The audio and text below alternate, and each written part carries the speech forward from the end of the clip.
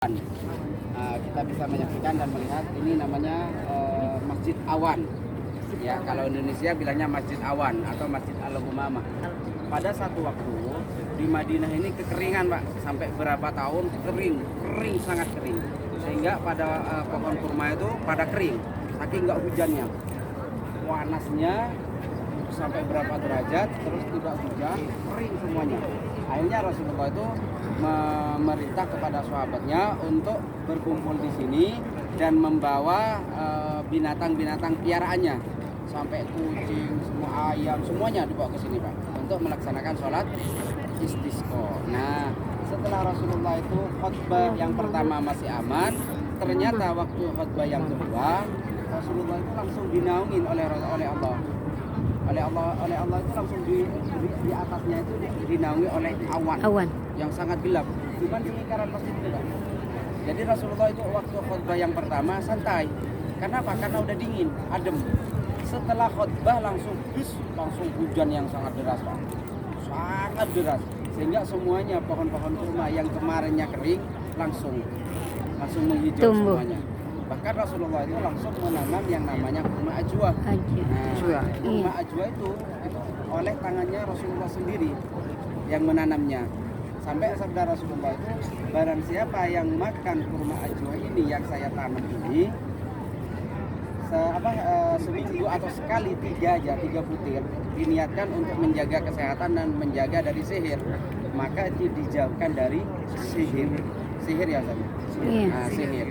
Jadi Rasulullah itu bersabda, barang siapa memakan kurma ajwa di Madinah, ya bukan makannya harus di Madinah, enggak, cuman tanah Madinah itu dijauhkan dari sihir. Bahkan zaman Rasulullah dulu ya, untuk orang-orang awamnya itu bijinya itu enggak dibuang kemana-mana, enggak seenaknya dibuang. Waktu dulu itu dikumpulkan di kubur. Saking apa? Menghormati tanaman yang ditanam, buah yang ditanam oleh Rasulullah. Nah, ini sebenarnya apa? Masjid Awan, karena waktu itu langsung didatangi oleh awan. Kita lihat ke sebelah sana, Pak. Di sana ada masjid namanya Masjid Abu Bakar As-Siddiq. Nah, kenapa dinamakan Masjid Abu Bakar As-Siddiq? Yang warnanya itu yang menaranya coklat, ya. Itu masjid. Nah, kenapa dinamakan Sayyidina Abu Bakar As-Siddiq? Karena rumahnya Sayyidina Abu Bakar As-Siddiq itu 90% ada yang mengatakan di sini rumahnya, dan lurus dengan pintu Abu Bakar As-Siddiq. Jadi kalau Bapak ziarah, nah masuknya itu kan masuk dari Babu Salam. Sampingnya itu adalah pintu Sayyidina Abu Bakar As-Siddiq. Dan yang kedua adalah Ali, Sayyidina Ali. Hitam, Ali. Ya, Pak. Itu namanya Masjid Sayyidina Ali. Lihat, Pak, ya. Ini Sayyidina Ali. Kenapa dinamakan Masjid Sayyidina Ali? Waktu itu Rasulullah itu, para bapak ibu sekalian, mengundang keluarganya setelah menjadi menantunya. Diundanglah oleh Rasulullah, langsung mendatangi ke rumahnya. Dan Rasulullah itu mengambil surbannya. Ayo keluarganya, menantu saya dan anak saya di bawah surban ini. Dan Rasulullah itu meminta kepada para sahabatnya, minta tolong sayangilah keluarga kami sampai nanti yaumul qiyamah. Sayangilah. Yang kedua ceritanya, Pak, ya, Rasulullah itu main tebak-tebakan. Siapa yang bisa menghatamkan Al-Quran dalam sekejap mata, itu bahkan akan dijadikan menantunya. Coba bayangin. Jadi para sahabat itu buka Quran semuanya, baca. Setelah itu Sayyidina Ali langsung cuman berapa menit, Sayyidina Ali langsung mengatakan, saya sudah khatam. Kok bisa? Karena Rasulullah pernah bersabda, barang siapa yang membaca surat Al-Ikhlas, qul huwallahu ahad, Allahus samad, lam yalid walam yulad walam yakul lahu kufuwan ahad, hafal semuanya 3 kali, itu sama dengan pahalanya menghatamkan Al-Quran. Jadi Sayyidina Ali langsung menuntut bahwasanya baginda Rasulullah pernah bersabda, barang siapa baca surat Al-Ikhlas 3 kali sama dengan melaksanakan menghatamkan 1 Al-Quran, Pak. Jadi Rasulullah tidak bisa menganak, oh iya betul, inilah adalah menantu saya. Nah, gitu. Jadi namanya Sayyidina Ali, bukan dinamakan Sayyidina Ali itu Utsman bin Affan. Kalau Sayyidina Ali karramallahu wajhahu. Kenapa dinamakan karramallahu wajhah? Sangat mulia wajahnya Sayyidina Ali itu. Kenapa? Selama hidup sampai meninggal Sayyidina Ali itu tidak pernah melihat kekemaluannya sendiri. Apalagi kekemaluan orang. Kita tahu kekemaluan? Kemaluannya sendiri itu tidak pernah dilihat. Apalagi melihatnya punya orang. Itulah makanya dinamakan mulianya wajahnya Sayyidina Ali sebagai menantunya Rasulullah. Istrinya siapa, Bu? Istrinya Sayyidina Ali siapa? Fatimah. Siti? Fatimah. Siti? Fatimah. Siti Fatimah. Ibunya Rasulullah siapa? Aminah. Aminah. Nah, sekarang ada yang lagu-lagu itu, Bu. Abdullah apa? Yang nyanyian itu, Pak? Itu Harus dihafal itu. ayahnya. Aminah ibundanya. Terus Abdul Muthalib kakeknya. Abu Thalib pamannya. Nah itu harus dihafalkan. Kalau saya waktu dulu nggak ada kayak gitu, jadi menghafalkan itu secara otomatis. Abuhu Abdullahi Abdul Muthalib wa Hashimun Abdi Manaf dan Tasim. Itu keturunannya. Jadi punya anak kecil sekarang di rumah sering-sering diputerin lagu Ya. itu. Jadi bisa kenal, walaupun dia tidak mengenal semuanya, sudah kenal lah siapa Rasulullah, siapa ibundanya, siapa putri tercintanya, siapa adalah cucu yang tersayangnya. Iya, ada nadomannya ya. Nah, buat nadoma. Iya. Dan ibu bapak ya, kita tidak bisa ke sana karena ditutup. Di sana itu ada nanti kalau dari hotel melihat ya kan, kita keluar dari hotel itu ada pohon-pohon itu, Pak. Yang pohon nanti kalau kita di hotel dari hotel bisa melihat kan, ada kebun sedikit. Yang lain udah dibongkar semuanya. Tinggal satu kebun ya. Itu kenapa nggak dibongkar? Di situ adalah tempat yang sangat sejarah.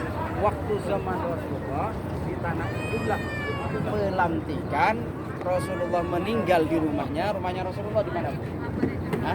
Surabaya, Jakarta, Cianjur, di mana? Ayo. Mekah Al Mukarramah. Di Mekah Mukarramah.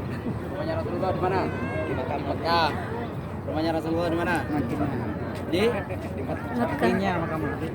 Di sampingnya makam Nabi. Aslinya rumahnya Rasulullah itu adalah Ahlul Mekah.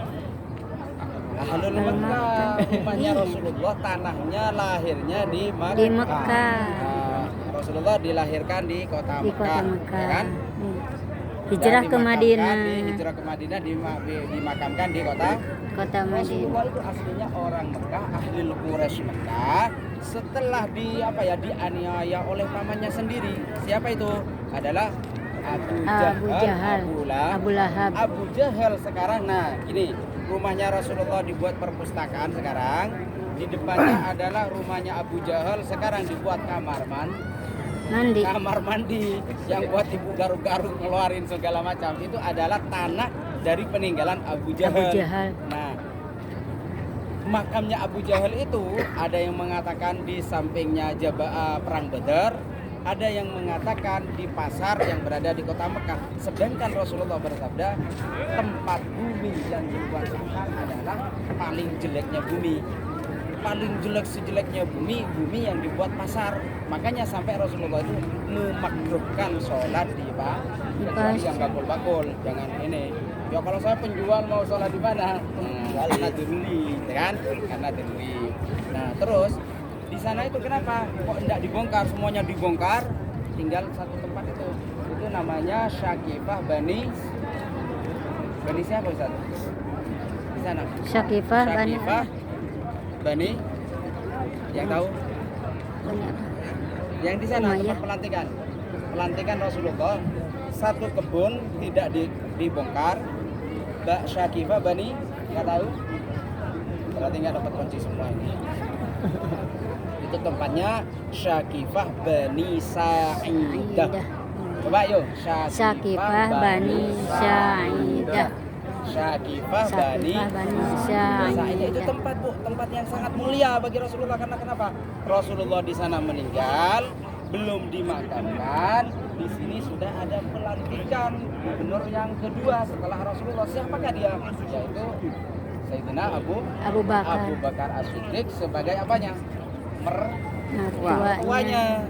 Karena istri Rasulullah yang paling muda Siti Aisyah radhiyallahu anha itu putri dari Sayyidina Abu Bakar As-Siddiq. Nah, Rasulullah masih dimandikan di sana, belum dikafani, belum diapa-apain, dimandikan. Sampai orang-orang kafir itu mengatakan, "Oh, lihat, Muhammad sama-sama pengikutnya. Muhammad sudah meninggal, belum dimakamkan, tetapi sudah direbut gubernurnya." Ternyata bukan seperti itu. Bahkan sabda Rasulullah, sebelum saya dimakamkan masuk ke dalam liang lahat, saya pengen sudah ada pengganti saya. Itu niatnya. Jadi apa?